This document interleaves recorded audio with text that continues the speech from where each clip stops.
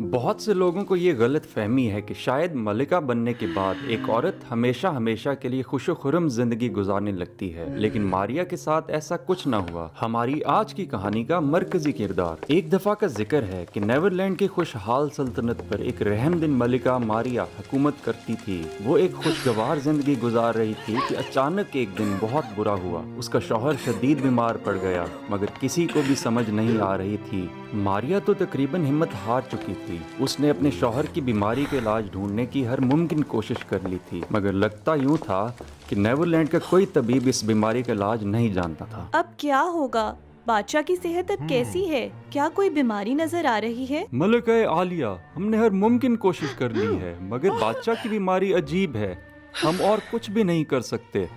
उस रात देर गए मारिया अपने कमरे में शदीद परेशानी की हालत में आई। वो ना उम्मीदी के गड्ढे में गिर रही थी। उसे समझ ना आता था कि बादशाह की कैसे मदद करे। आखिर अपने शौहर को कैसे बचाऊं?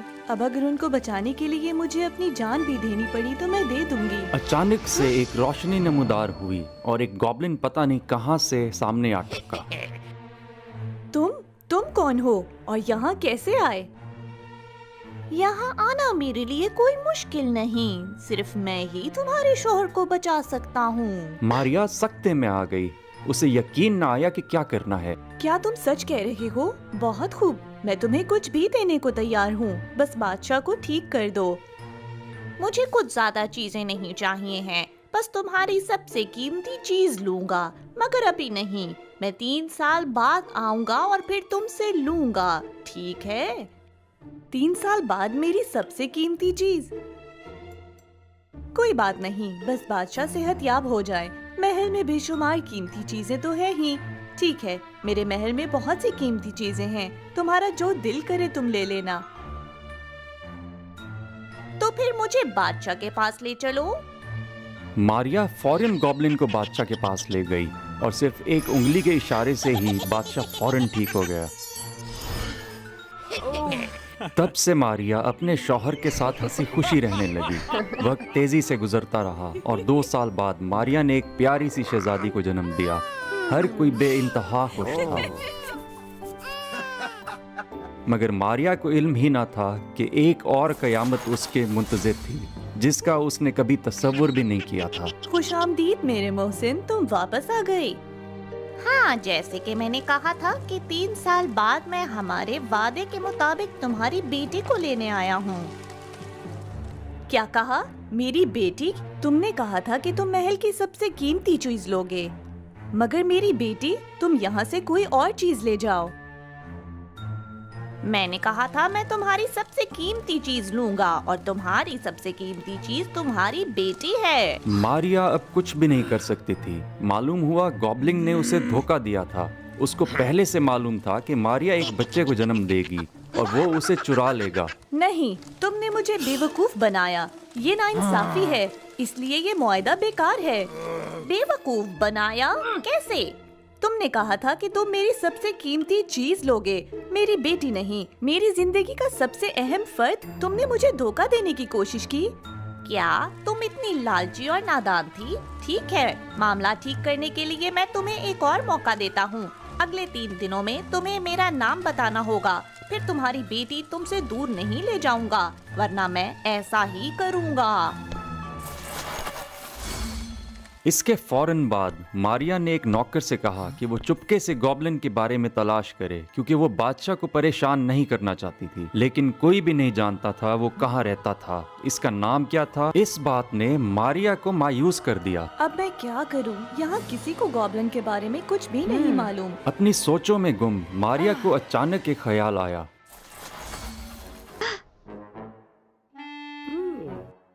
क्या हुआ? क्या तुमने मेरा नाम मालूम किया? तुम्हारा नाम? भला मुझे क्यों तुम्हारा नाम जानना चाहिए? तुम्हें मेरा नाम क्यों जानना चाहिए? तो तुम राजी हो कि मैं शहजादी को ले जाऊं? क्या तुम ले जा सकते हो? मैंने जादूगर नौलैन से पूछा था, उसने कहा तुम्हारे जैसे बेनाम गॉब्लिन को कोई तवज्जो नहीं देता, और अगर वो अभी भी इसी सल्तनत में है तो मेरी बच्ची को कोई खतरा नहीं।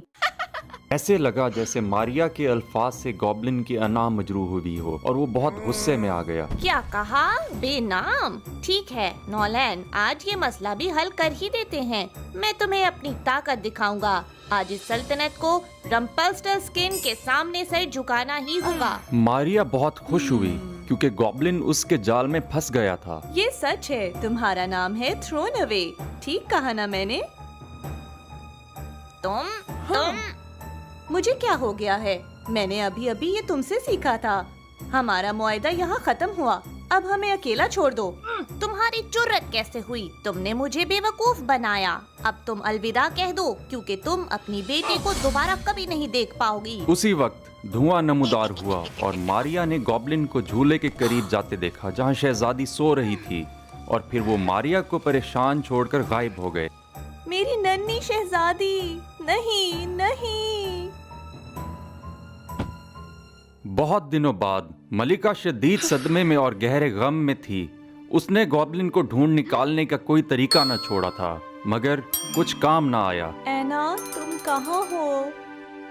आखिरकार मारिया को एक अच्छी खबर सुनने को मिली। एक मुहाफिज ने आकर गॉब्लिन के ठिकाने के बारे में इत्तला दी। मलिका आलिया, एक अफवाह सुनी है कि गॉब्लिन उस दूर दराज पहाड़ में रहता है, मगर उसकी अहम जगह किसी को नहीं पता। कोई बात नहीं, तुम्हारा बेहद शुक्रिया। इसके फौरन बाद मारिया गॉब्लिन को ढूंढने के लिए रवाना हो गई ताकि शहजादी को वापस ला सके। अगले दिन सुबह सवेरे मारिया पहाड़ पर पहुंच गई।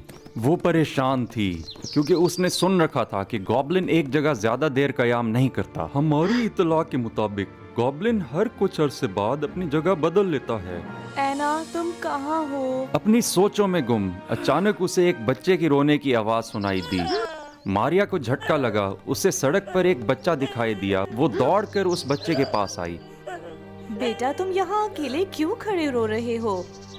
मैं गुम हो गया हूँ और मुझे नहीं मालूम अब घर वापस कैसे जाऊँ। तुम कहाँ रहते हो? मेरा घर कहीं पहाड़ों पर है, मगर मुझे ठीक से जगह का इल्म नहीं। अगरचा वो जल्दी में थी, मारिया ने लड़के को देखकर अपनी छोटी शहजादी के बारे में सोचा। मारिया लड़के को करीबी गांव ले गई और खुशकिस्मती से ये लड़के का ही गांव था। इसके वालिदैन भी इसे ढूंढ रहे थे। केविन, बाबा, अम्मी। खानदान फिर से यकजा हो गया। उन्होंने मारिया को अपने घर आने की दावत दी। हम नहीं जानते हम कैसे आपका एहसान उतारें। अगर आप ना होती तो न जाने केविन को क्या होता। कोई बात नहीं, मुझे इल्म था कि आप परेशान होंगे। मेहरबानी करके इसे मेरी तरफ से एक याद दहानी समझें और केविन का और भी ख्याल करें। नहीं, हमारे पास तो आपको देने के लिए कुछ भी नहीं। हम ये नहीं ले सकते। ये कोई बड़ी बात नहीं। अगर आपने इनकार किया तो मैं नाराज हो जाऊंगी। आपका बहुत शुक्रिया। इसके फौरन बाद मारिया ने सफर जारी रखने के लिए खानदान को अलविदा कहा। रुकिए, मेरे पास आपके लिए कुछ है। ये क्या है केविन? ये मेरे तावीज है। ये मैं आपको देना चाहता हूँ ताकि ये आपकी हिफाजत करे। ठीक है केविन, तुम्हारा बहुत शुक्रिया। याद रखो, घर पे ही रहना और दोबारा गुम ना हो जाना। आखिरकार मारिया चोटी पर पहुंच ही गई और दरवाजे पर गॉब्लिन को देखकर वो वाकई ही खुश हुई। घर के अंदर किसी बच्चे के रोने की आवाज आई। ये ऐना ही होगी। अच्छी बच्ची, छोटी शहजादी, लो मैं आ गया। छोटी शहजादी, क्या ये ऐना है? मारिया घोड़े से उतरी और बच्ची को बचाने आई। रुको, मेरी बच्ची मुझे वापस दो। तो ये तुम हो। तुम अपनी बेटी सिर्फ अपनी जुर्रत के सहारे वापस लेना चाहती हो। अगर आज मेरी जान भी चली गई, मैं तुम्हें ऐना को नहीं ले जाने दूंगी। मारिया ने गॉब्लिन से लड़ने के लिए तलवार निकाली क्योंकि मारिया एक औरत थी। इसकी तलवार गॉब्लिन के जादू का मुकाबला नहीं कर सकती थी, इसलिए वो जल्द ही कमजोर पड़ गई। हार मान लो, तुम कभी भी मुझसे लड़ाई नहीं कर सकती। अब शहजादी मेरी है, यहाँ से दफा हो जाओ। मारिया ने गॉब्लिन को रोकने की भरपूर कोशिश की। वो दौड़ी और गॉब्लिन की टांगों से लिपट गई। जैसे ही उसने गॉब्लिन की टांग को पकड़ा, वो उछला और गुस्से में आ गया। तुम्हारी जुर्रत कैसे हुई? दफा हो जाओ। मौजजाना तौर पर केविन के दिए गए तावीज से रोशनी निकली और उसने ना सिर्फ गॉब्लिन के जादू को तोड़ दिया बल्कि मारिया को भी ठीक कर दिया। इसके बाद तावीज चमड़े के लैश में बदल गया। कैसे? ये कैसे मुमकिन है? किसने उसकी मदद की है? फिर गॉब्लिन ने मारिया पर अपनी जादुई ताकत से हमला किया, मगर उसका कोई असर ना हुआ। कुछ देर पहले जब मैंने इसकी टांग को छुआ तो ये गुस्से से चिल्ला उठा था। शायद यही इसकी कमजोरी है। मुझे दोबारा कोशिश करनी चाहिए। फिर मारिया ने उसी कोड़े से मुसलसल गॉब्लिन की टांगों पर वार करना शुरू कर दिया। पहला कोड़ा तो उसने बर्दाश्त कर लिया, मगर आखिरकार मारिया उसे हराने में कामयाब हो गई। नहीं, तुम मुझे नहीं हरा सकती, ये नहीं हो सकता। गॉब्लिन गुस्से से इतना आग बगोला हुआ कि खुद ही जलकर राख हो गया। आखिरकार मारिया अपनी शहजादी को बचाने में कामयाब हो ही गई। वो महल वापस आई और बादशाह ने खूब हौसला अफजाई की और फिर मारिया खुशी खुशी अपने खानदान के साथ रहने लगी।